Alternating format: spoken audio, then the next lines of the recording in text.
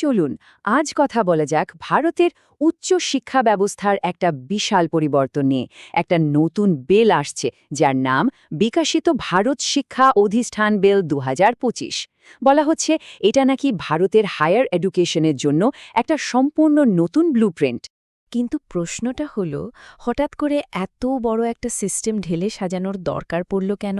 এমন কি সমস্যা ছিল যার জন্য পুরো ব্যবস্থাটাকেই বদলে ফেলার কথা ভাবা হচ্ছে? চলুন একটু গভীরে গিয়ে ব্যাপারটা বুঝি।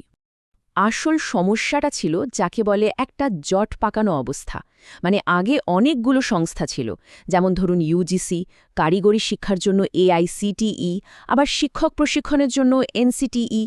প্রত্যেকটার আলাদা আলাদা নিয়ম, যা প্রায় একটার সাথে আরেকটা মিলে গিয়ে পুরো প্রক্রিয়াটাকে ভীষণ জটিল করে তুলত। আর এখন প্রস্তাব কি? না, এত সবকিছুর বদলে থাকবে শুধু একটাই সংস্থা, বিকশিত ভারত শিক্ষা অধিষ্ঠান, বা সংক্ষেপে ভিবিএসএ। তো এই সমস্যার সমাধান হিসেবে যে নতুন নকশাটা আসছে, চলুন সেটার সাথে এবার একটু ভালোভাবে পরিচিত হওয়া যাক। আচ্ছা, এই বিকশিত ভারত শিক্ষা অধিষ্ঠান বা ভিবিএসএ জিনিসটা ঠিক কি? সহজ কথায় এটা হলো একটা সিঙ্গল কমিশন, মানে একটাই সংস্থা যা ভারতের পুরো উচ্চশিক্ষা ব্যবস্থাকে কন্ট্রোল করবে। এর মূল কাজ হবে অনুমোদন দেওয়া, শিক্ষার মান ঠিক করা আর কোয়ালিটি কন্ট্রোলের পুরো বিষয়টাকে অনেক সহজ করে তোলা। কিন্তু প্রশ্ন হল, এত বড় একটা দায়িত্ব সামলানোর জন্য এর গঠনটা কেমন হবে? এই নতুন কমিশনের গঠনটা বুঝতে চলুন একটা ট্রাফিক সিস্টেমের কথা ভাবি। এর যে রেগুলেটরি কাউন্সিল আছে, সে হলো ট্রাফিক পুলিশের মতো, দেখবে সবাই নিয়মকানুন মানছে কিনা। অ্যাক্রেডিটেশন কাউন্সিল হলো অনেকটা গাড়ির ফিটনেস চেকের মতো, মানে কোনো প্রতিষ্ঠানের মান কেমন তা পরীক্ষা করে গ্রেড দেবে। আর স্ট্যান্ডার্ডস কাউন্সিল হলো সেই সংস্থা যারা রাস্তার নিয়মগুলো তৈরি করে, অর্থাৎ বিভিন্ন কোর্স আর ডিগ্রির জন্য মিনিমাম স্ট্যান্ডার্ড কী হবে সেটা ঠিক করে দেবে। এবার চলুন পুরনো সিস্টেম আর নতুন প্রস্তাবের একটা মুখামুখি তুলনা করে দেখি। কিভাবে লাল ফিতের ফাঁস থেকে বেরিয়ে এসে সবুজ সংকেতের দিকে এগোনোর পরিকল্পনা হচ্ছে, সেটা কিছু বাস্তব উদাহরণ দিয়ে বুঝলে ব্যাপারটা একদম পরিষ্কার হয়ে যাবে। ধরুন আগের সিস্টেমের কথা। একটা ইঞ্জিনিয়ারিং কলেজ যদি একটা নতুন আর্টিফিশিয়াল ইন্টেলিজেন্স বা এআই প্রোগ্রাম চালু করতে চাইত, তাহলে তাদের কোর্সের জন্য এআইসিটির কাছে যেতে হতো, আবার ডিগ্রির জন্য ইউজিসির কাছে। মানে দুটো আলাদা সংস্থার কাছ থেকে আলাদা আলাদা পারমিশন নেওয়াটা ছিল ভীষণ সময় সাপেক্ষ আর ঝামেলার। আর নতুন প্রস্তাবে কি হবে? ওই একই কলেজ ভিবিএসের একটাই অনলাইন পোর্টালে আবেদন করে অনেক তাড়াতাড়ি এআই প্রোগ্রামের অনুমোদন পেয়ে যাবে। ভাবুন একবার, কোথায় দুটো তিনটে দপ্তরে ঘোরাঘুরি আর কোথায় এক ক্লিকের সমাধান। শুধু ইঞ্জিনিয়ারিং কলেজই নয়, একটা আর্টস কলেজের কথা ভাবুন। একটা নতুন স্কিল বেসড কোর্স চালু করতে তাদের ইউজিসি, রাজ্য সরকার, আবার ইউনিভার্সিটির অনুমোদন নিতে হতো। আর এই পুরো চক্করটা কাটতে প্রায় 1 থেকে 2 বছর লেগে যেত। কিন্তু এই বিলটা পাশ হলে ওই আর্টস কলেজে অনেক বেশি স্বাধীনতা পাবে।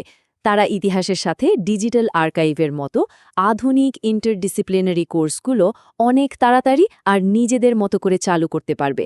এটা কিন্তু প্রতিষ্ঠানগুলোকে সময়ের সাথে তাল মিলিয়ে চলতে দারুণভাবে সাহায্য করবে। বেশ, এত সব নিয়মকানুন আর প্রাতিষ্ঠানিক পরিবর্তনের কথা তো হলো, কিন্তু এর ফলে ক্লাসরুমের ভেতরে যারা আছেন, মানে আমাদের ছাত্রছাত্রী আর শিক্ষকরা, তাদের জীবনে এর কী প্রভাব পড়বে? চলুন সবচেয়ে জরুরি এই দিকটাই এবার একটু খতিয়ে দেখি। শিক্ষকদের জন্য এটা একটা বিরাট স্বস্তির খবর হতে পারে।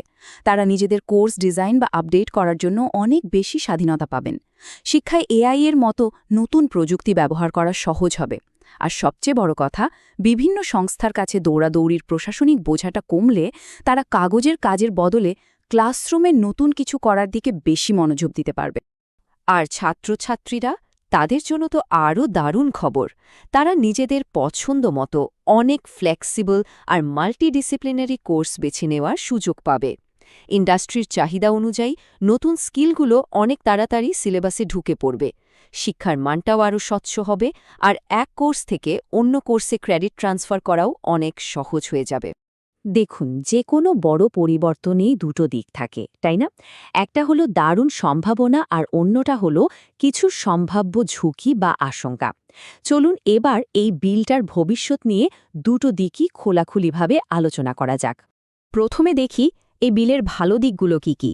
এর সমর্থকরা বলছেন এর ফলে সিদ্ধান্ত নেওয়ার প্রক্রিয়াটা অনেক দ্রুত আর সহজ হবে। একটাই সিস্টেম থাকায় স্বচ্ছতা বাড়বে।